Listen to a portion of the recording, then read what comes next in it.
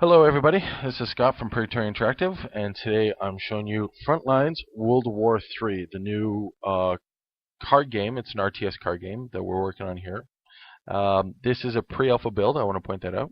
So it's still kind of rough, but this is where we're at. What I am showing you is actually the game. This isn't a mock-up, this isn't like how we concept video of how we see it going. This is actually what we have and what we're playing now.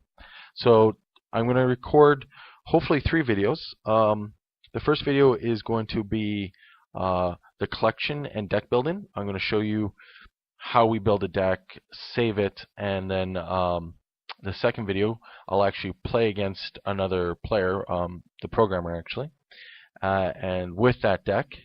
And then the third video I will show you how to buy more cards in the store.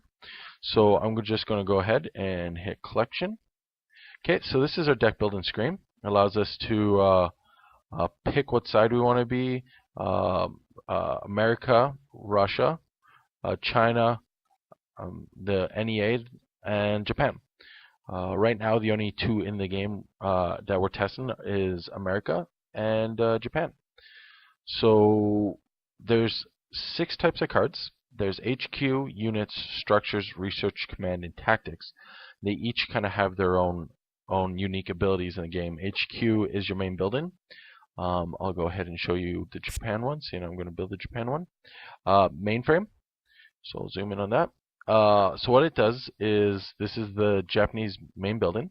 This tells me it's a structure and that it's level 1. You start with the level 1 building in the game, and there's 5 levels. We'll get into that a little bit. It has 10 health, so once it takes 10 damage, it's removed from the game, and you lose, actually. It's one of the 2 victory conditions. It's unique, means I can only have 1, which makes sense. It's from the first set. It's a common. That's what the white 1 means. There's a couple different rarities, but that's what that is. It's a special ability that allows me to build, which is take a building from my hand, put it into play. Or search and build. By spending 2 resources, I can go through my deck, find a building, and put it into play. So we're going to need one of those if we're going to play Japan. So I'll put that into my deck. Okay, close that. Units. Units come as 3 different types. There's the infantry, armor, air, and the 4th type, which is kind of a mix of all 3, support. But we'll get into that later. So this is my infiltrator. He's an infantry. He has 2 health, 2 attack, and 2 movement. And his special ability is he can attack infantry or armor units. So he can't hit buildings, but he's really good on the ground. So what we're going to do is we're going to put a couple of those in the deck. That when you're building a deck, you have a deck limit of 6 of each card. So we are sure, I'll put in 6 of those. And then we have our tank here, the intruder. He's a tank unit, roughly same stats, can attack air or armor units. So I like that. I'm going to put a couple of those in there. Sure, why not? I'll put that many in there. No reason, just that's how I'm going to do it. Structures. Okay, the way structures work is like most RTS games. You build a structure. Frontlines World War III is a RTS card game. So the idea behind it is you build your buildings build your units, you go out and attack your opponent or control the conflict zones. Okay, so I'll look at the solar panel here. It's a level 2 building, means as long as I have a building of level equal to or lower in play, so our HU being a level 1, I can put this into play. Our solar panels are a production building, so it's has the structure icon. It can charge. The way charge works is you put a counter on it, and then it can deplete X counters to produce X money. And this resources is the resource in the game. So this is our main resource producing building. So I'm going to want a couple of those. So I'll do that right now. There's 2, 3. Let's put 3 of those in. Nano Factory. We'll look at one of those. Nano Factory is tech level 3. That means it needs like 2 or 1, so that holds true. Its special abilities is I can spend 2 resources to train an air, armor, or infantry unit, or I can spend 3 resources engage, that's what that symbol means I can only use it once a turn. Search and train air, armor, or infantry, so I can go through my deck and build one. So if I don't have one readily handy, I can build one from my hand. That is important because that's how we're going to get our units on the field, so I'm going to grab a couple of those as well. Let's see, what else do I want? Look at the cybernetic square. Cybernetic square allows me to put research into play. For Japan, this is huge. Japan plays their big research. Research increases the effectiveness of infantry units, structures, stuff like that. So I'm going to want a couple of those. I'm just going to put 2 of those in there. Okay, next up, I will look at the research.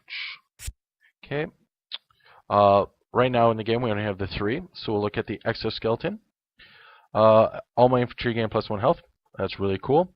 I will put a couple of those in there. You can only have 1 of each resource out, so putting multiple in might seem weird, like, oh, whatever.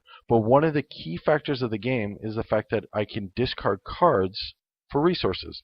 So there's no real source of resources where you can't play anything, like in other card games, lands or crystals or anything like that. So in this, if I play 1 exoskeleton and I draw another one, I can use it to help fuel research or buildings or units on the ground that need resources. I'll look at the forearm blades next. They get +1 strength. I'm okay with that. We're going to want a couple of those. Let's put 2 of those in. What's this?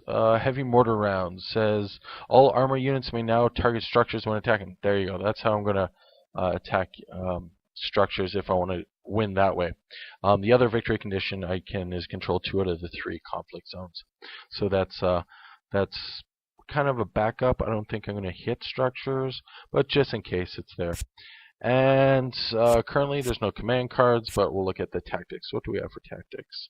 Tactics cards are like interrupt cards or effects that are one-off, can be played at any time on any turn. You have a tactics limit, so we're just going to try to put just a couple of those in there. Double time low. Oh, I have to scroll down so I can see it. Ready target friendly unit. Okay, yeah, we like that.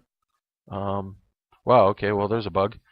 Total huge bug, but we're going to continue doing what we can, and once we're done the deck, I will pass this video on to the programmer who is going to help us fix that. But there's the deck. I will save the deck. Japan Kickstarter 1. We'll save it. Save. And that's it for this video. We'll see you in the next video, and I'll show you how to play the game in the next one. Thanks very much. Talk to you guys soon.